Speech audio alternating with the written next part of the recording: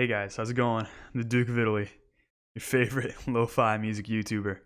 October is just about here, and I am craving a Dr. Pepper because today we are covering the How to Get into Dungeon Synth chart, or at least we're covering a half of it. Now, I know you're probably wondering, Duke, you actually thought you could get another video out of Dungeon Synth? You covered it last year and it already sucked. Well, we're going for another video, and actually two more videos, because this is a two-part series that we're engaging in here.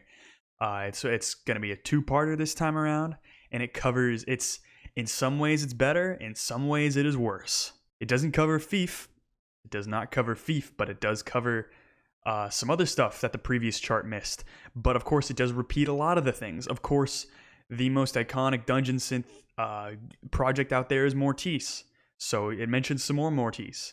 And actually, what we're going to be covering today is basically the two most essential Dungeon Synth artists of the past, I guess, because that one, that's a subjective thing. And two, if you go by different metrics, there's a bunch of different essential Dungeon Synth artists. You see, I love this hood because it accentuates the hugeness of my forehead. But there are plenty of metrics to what Dungeon Synth is important and what is essential or not. Because as I've discovered after last time, not every essential Dungeon Synth album is good. Which, how do you even have that happen? Like, how do you make an album that is like fundamentally so flawed and start a genre where like really there's only so much that is of actual quality, and you somehow kickstart a whole movement with a lack of quality? And it's not like I guess the SoundCloud rap that happened, because that had hooks for days and like beats that were super simple and it just hit you in the face. And that stuff you could get with, you could dance to it. You're not really dancing to much Dungeon Synth. And so there are, of course, various metrics here on what is important in Dungeon Synth. Of course, you could go the blackened route and say that Dungeon Synth only matters as interludes for black metal, which is something I don't claim to be true, but you could be like, oh, symphonic black metal is the true where Dungeon Synth should be, or atmospheric, where the interludes are all Dungeon Synth, or maybe your black metal Dungeon Synth combo that is so strictly in that vein is what is essential. That's just a tiny angle here. And of course, you have the very modern look at it that goes on Dungeon Synth archives, where you think that Hole Dweller and the Comfy Synth line is the be-all end-all. Or maybe you're more of a traditional viewer of like a couple years before, where you think that the Thief albums are the be-all end-all, and surrounding things like that. And you love the more crunchy side of things.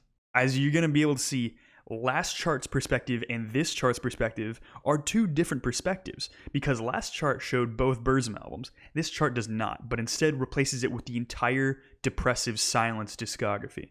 Now, I am not currently done with this chart, because this is the first part. We're covering the first half, and the other half is one that I'm currently about halfway through. I might wait an extra week before I uploaded that next part.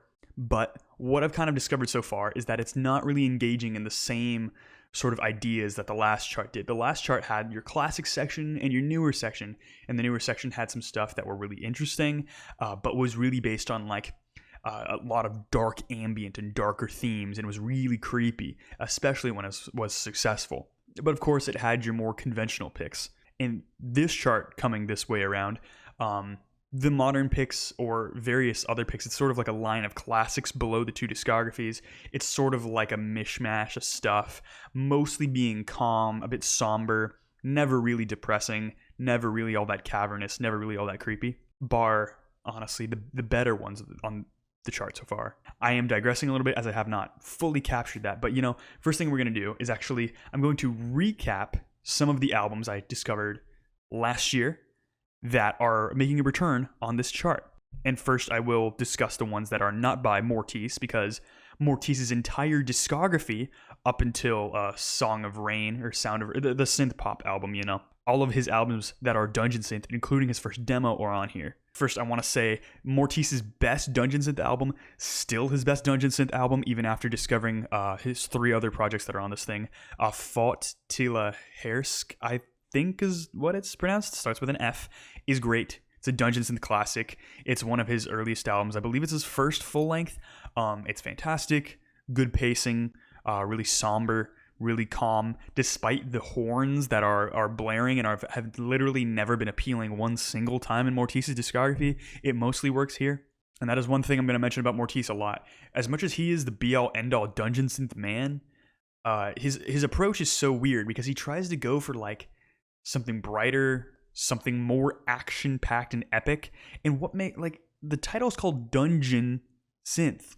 It doesn't feel like I'm in a dungeon if it's so huge and in your face and blaring, and it's like it's punching you in the face. Which is why my preferred dungeon synth is the dark ambient route. You know, the description of the genre, that it's dark ambient, which admittedly is like more nerdy, but at the same time, like you're not pulling any women when you pull up in the whip and you're blaring Mortice. But I'm digressing.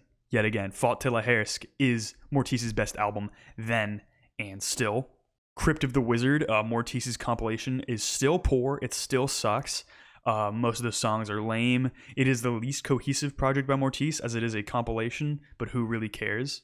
And the Something and Dimension one, it starts with a K for the first word, is okay. It's not his best.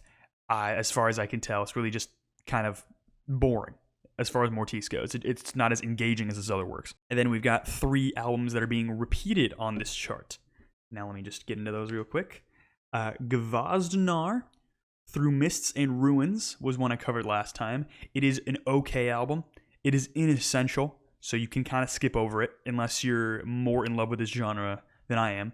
But if you, when the year ends, I'm going to upload a copy of the document I've been working on all year where I cover every album from 2022 that I've been listening to. And you're going to see I listened to Dungeon Synth way too many times to not fully love the genre because, I don't know, maybe I hate myself or something. Lord Leviticus with Trolldom is another album that I covered. Very hyped up project. I don't really get it. I gave that one an okay. It was pretty samey, really not that refreshing, kind of just standard dungeon synth. And of course, how could you forget the best dungeon synth project of all time, bar maybe one that I've discovered on this chart right here, Fjelltronen by Wong Raven, of course, made by Satyr from the amazing black metal band Satyricon, or at least amazing for its 90s duration, because we don't really want to talk about their black and roll stuff that they dove into.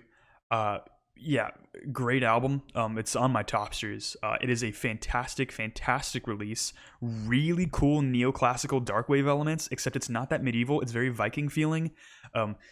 Viking metal is already a bit on the fence in terms of cringe, and dungeon synth is also pretty cringe, but somehow took both aesthetics, crammed them together, and you got a banger album. The vocals on it are awesome. The first track, which takes up like half the track listing, or half the length of the record, rather, a really awesome progressive electronic piece with all these interesting vocal passages, acoustic guitar work. It's just, listen to it, bros.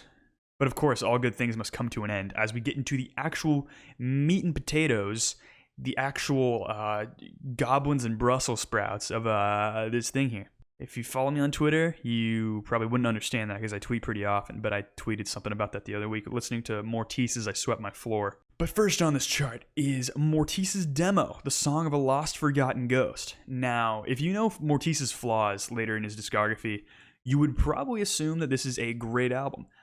But, unfortunately, it's not as formed as you would like Mortice to be. It's certainly his most amateur thing, but it holds back so much on the production. Its lo-fi aesthetic already is helpful. It's missing as much blaring horns or various textures that are a bit more on the abrasive side, and it tries to be a bit more reserved. It still goes for the epic feeling. It's got a really cool pastoral type of foresty rural nature to the whole thing, which is something that I love in my dungeon synth. If it's dungeon synth, I want caves, mountains, ruins, or forests. Don't need to give me anything else. I should also say this is a 1-song, hour-long demo with a bunch of movements in between. Mortice does that a lot, where he has, it's all under one song, or both sides of the both cassettes in the album, I guess, because I'm sure these are mostly cassettes and not really LPs, but if it was on vinyl, you know, either side would be a different song, or either disc would be a different song, and then it would have several movements in between that really aren't as held together as you'd think. But what's kind of funny is Mortis really treated it as like synth style classical. Like he tried to make classical compositions without half the know-how, which is weird because if you know Mortis, you know he's like one of the most eclectic musicians out there in terms of his knowledge. I mean, he makes some diverse music. You know, he made industrial metal for a while. He made synth pop. He started dungeon synth, but like his tastes are super eclectic. You'd think he'd know classical a bit better because it's never as good. It's no Planet Suite. I will say one thing that's kind of cool about this demo here. It has these like polyrhythms. Like polyrhythms are in the mix here, and they're kind of fun. I will say that this album is pretty repetitive. His writing does get better as a composer, but what you got here is it's certainly a prelude of what is to come. And honestly, it's one of the more boring Mortis projects. I do give this one an okay. It's super interesting that it's a demo, but I don't really see much beyond that since it's being in Mortis' discography. It's not the worst thing he made, but it's far from the best either. And then we're covering Mortis' second album. Let me try to read this here. And then Somgjord Uproar. Yes. It's a bit like Thought to Lahersk, except it feels faster, and it has really, really dense timpani moments, which Mortis loves to do the big horns, and he loves to do the timpani. I cannot say that I'm always with it, but he sure loves to use it, and it does have sort of an interesting timpani usage, you know? It feels a bit more reserved, at least more than like the Stargate, which we'll talk about today. There are a lot of more distinct sections on this album here, a lot of really interesting moments, and there are these sort of off-kilter, syncopated sections that are actually kind of fun. It doesn't really bide its time perfectly. It's not the most efficient album, but it does sound pretty interesting. Surprisingly enough, for most of Mortis' albums, the atmosphere is actually there on this one, and it's something that is actually pretty appealing. And the horn texture is a constant turnoff on this album. It is never fun to digest, but if you like that texture for some reason, you're gonna love this album because it's everywhere, and that's honestly probably the biggest detractor from the whole project. But I will say this is one of his hookiest albums. It's got like these pretty memorable melodies. Like you hear the melody and you're like, yeah, that's something I could remember. I do give this an okay. Is it essential? I mean, technically, because it's dungeon synth, and dungeon synth nerds just slurp up everything Mortis ever made. But I would personally not recommend this past it being alright. And then we cover Mortis' final dungeon synth project of the 90s or 2000, whatever. I haven't really researched the Stargate that much. Well, I give it away. This is the Stargate. Now, you can already tell by this cover that you're in for something super interesting. On Rate Your Music, this and I believe the last Mortis album I just talked about have the neoclassical dark wave tag to it. Don't believe that. If you're trying to look for Dead Can Dance or Lingua Ignota or Anna von Hauswolf, don't think that that's happening. It's not what you're getting. Instead, you're getting female vocals that are typically Viking-esque. They're not bad, and it adds a pretty eclectic element to the whole thing. This album, I don't even want to call dungeon synth. When you think about Mortis, and I've talked about his appeal a whole lot, and how he goes for really epic style, something that really doesn't feel like dungeon synth. It feels more like super huge epic battle fantasy, in your face Lord of the Rings final scene of Battle for Middle Earth, you know, huge big battle type music, basically synthetic orchestral pieces. But the first Mortis album I would recommend before you listen to half his discography. You could listen to Fought to Lahersk. That's the only one I'd say you listen to before this one because it's different. Listen to the Stargate because one is pretty awesome. It feels like Mortis really had a lot of passion in it, and you can tell. There are huge climaxes, instrumental moments reach a fever pitch. The vocals are fun. There's a guest musician on here that is really not there as much as you want it to be, but he's cool too. If you think of dungeon synth as a minimalist genre, then the Stargate is no longer dungeon synth because this thing is so beyond maximalist. It's kind of the entry point for this side of the genre, and I couldn't find a better one for you. This is actually a very exciting and epic record. It's filled with samples and motifs that really tie it all together. and it feels rather complete. And if any of these songs sort of give an idea of being like somber for a bit, it's not going to be somber and like lonely for long. And it's about an hour long, and it's an hour of fun, and it is fun. And for that, I'm giving it a great. I didn't think Mortiz could pull out another one, and not for the reason I wanted it to be great. Going into it, I had low hopes, but I was stunned with it being just this silly, crazy thing. But that's the end of Mortiz's discography, and I already want to stop the video. But we have to talk about the entire discography of Depressive Silence, with which we will be starting with his debut, or their debut. It's two guys. Depressive Silence, the LP. A lot of Depressive Silence projects are named Depressive Silence. There's Depressive Silence, Depressive Silence 2, aka Morning, which is the important one, I'll tell you right now. And of course, there's Depressive Silence, the EP, which I believe is titled Depressive Silence EP. And this chart has two flaws going for it already. I know I said already, like I'm not 18, 19 minutes into recording. But other than it having complete discographies here, it just says cover the whole discography.